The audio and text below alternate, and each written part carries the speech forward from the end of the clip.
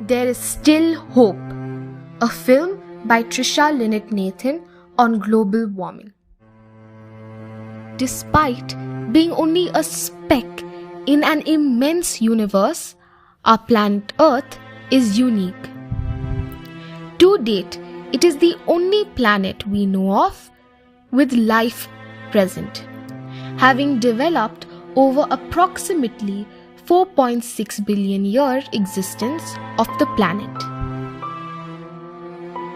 Over the last few hundred years, uncontrolled deforestation, use of CFCs, burning of fossil fuels, meat farms have increased, the emission of greenhouse gases like CO2, methane and nitrous oxide into the atmosphere. This has led to our most imminent threat to that speck in the universe that we call home, Earth. It's almost as if man's footprint has left an indelible mark on our very home. What is global warming and why does it matter? Global warming will eventually make the Earth uninhabitable. Global warming is the increase in the average temperature of the planet Earth. Alteration in this temperature has far-reaching effects like change of ecology, like increasing of sea levels, and changing patterns of rainfall. Severe climate events like tsunamis, floods, famines, heat waves, tornadoes, etc. have increased both in numbers and intensity, as seen by the bushfires of Australia as an example. Glacier melting, genus extinction, new diseases are all linked to this phenomena.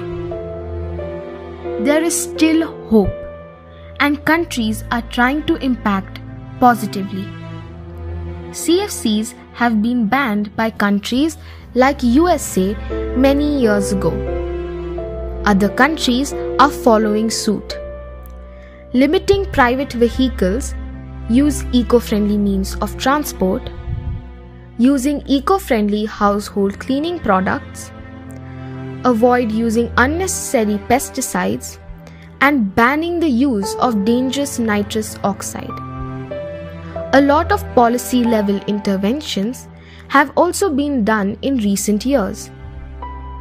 The responses to global warming can be in 4 categories. Mitigation, like the steps taken above. Adaptation, how to reuse, recycle, reduce. The aid to simple life is sometimes the simplest of steps. Geoengineering, using alternate fuels and developing fuels for the future. Frameworks like the Kyoto Protocol, as of November 2007, 187 nations have agreed to take genuine steps to stabilize greenhouse gases concentration.